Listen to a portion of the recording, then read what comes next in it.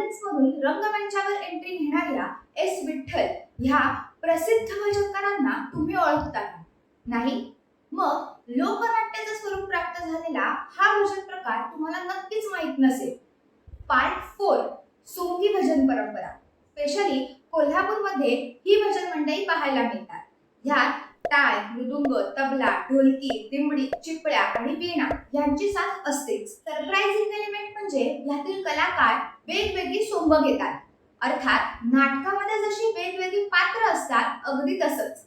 म्हणूनच मी सुरुवातीला ह्या परंपरेला लोकनाट्य असं संबोधित केलं. रामायण, महाभारत, शिवपार्वती संवाद, हरिश्चंद्र तारामती, दत्तजन्मकथा अशा पौराणिक गोष्टी तर सादर होतातच.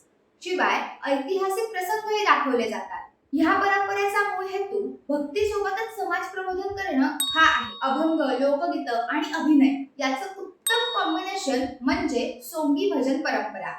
अशाच वेगवेगळ्या लोकपरंपरा तुम्हाला माहित असतील तर नक्की कमेंट करा.